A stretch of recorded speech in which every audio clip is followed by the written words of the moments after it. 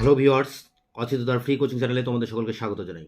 আজকের এই ভিডিওটিতে তোমরা যারা গত 5/4/2024 যে তোমরা পরীক্ষা দিয়েছো ফার্স্ট সেমিস্টারে ফান্ডামেন্টাল অফ এনভায়রনমেন্ট বা ইভিএস পেপারটিতে, ইভিএসসি, এই পেপারটির যে প্রশ্নপত্র, সেই প্রশ্নপত্রটি নিয়ে আলোচনা করব এবং এখানে যে শর্ট প্রশ্ন আছে 10টি, সেই শর্ট প্রশ্নের উত্তরগুলিও বলবো।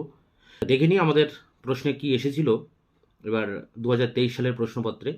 দেখো, ফান্ডামেন্টাল অফ এনভায়রনমেন্ট পেপার সিভিএসসি 1.1 ফুল মার্কস 50, সেট 2 এর জন্য এই প্রশ্নটি।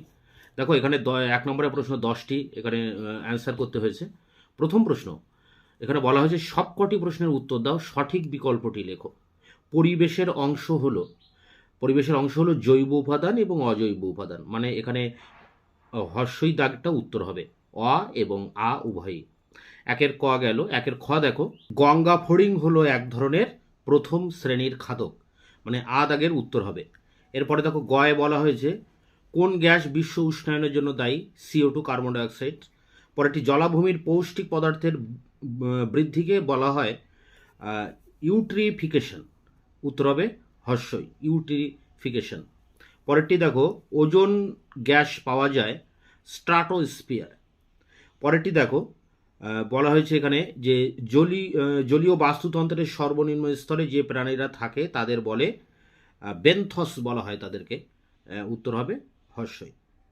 দাগে এসে নিচের কোনটি মৃত্তিকা ক্ষয়ের কারণ, উত্তর হবে বৃক্ষচ্ছেদন। বর্গীজ দাগে নিচের কোন সংরক্ষিত অরণ্য একশৃঙ্গ গন্ডার সংরক্ষণের জন্য বিখ্যাত, উত্তর হবে জলদাপাড়া। পরেরটি দেখো, গৌণ বায়ু দূষক হলো, উত্তর হবে ওজোন।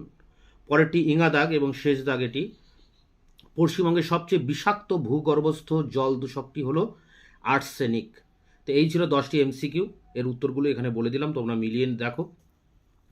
এরপরে দেখো অন্যান্য যেসব প্রশ্নগুলো এসছে, 2 নম্বরের প্রশ্ন এখানে দেওয়া আছে। দেখো, 2 নম্বরের 10টি প্রশ্ন, মানে 20 নম্বরের প্রশ্ন এখানে দেওয়া আছে। 2-এর দাগে যে কোনো 10টি প্রশ্ন উত্তর দাও। ক, সুস্থিত উন্নয়নের যে কোনো 2টি উদ্দেশ্য উল্লেখ করো। খ, খাদ্য শৃঙ্খল ও খাদ্য জালকের মধ্যে পার্থক্য করো। তা এর উত্তরগুলি কিন্তু আমি অনেক শর্ট কোশ্চেনের, মানে 2 নম্বর দাগের যে SAQ কোশ্চেন, এই কোশ্চেনের উত্তর কিন্তু নিয়ে আমি একটা ভিডিও ক্লাস দিয়েছিলাম, তো সেই ভিডিও থেকে তোমরা এর উত্তরগুলি কিন্তু পেয়ে যাবে। গ দেখো, জন্মহার ও মৃত্যুহারের পার্থক্য লেখো। মিশন লাইফ কি? বৃক্ষরোপণ বৃক্ষছেদনের মধ্যে পার্থক্য লেখো। প্রাকৃতিক সম্পদের হিসাব রক্ষণ কি? ex-situ সংরক্ষণ কি, উদাহরণ দাও। বিলুপ্তপ্রায় ও বিলুপ্ত প্রজাতির মধ্যে পার্থক্য লেখো। বায়োপ্রসপেক্টিং বলতে কি বোঝো? সমুদ্র দূষণের মূল 2টি উৎস উল্লেখ করো। ওজোন স্তর ক্ষয়ের 2টি কারণ, ক্ষতিকর প্রভাব উল্লেখ করো। এবং শেষ প্রশ্ন, কঠিন বর্জ্য ব্যবস্থাপনায় উৎস পৃথকীকরণের প্রয়োজনীয়তা কি? তা এর ভিতর থেকে 10টি প্রশ্নের উত্তর করতে হবে। এরপরে দেখো, 5 নম্বরের প্রশ্ন লিখতে হবে 4টি, 4×5 20।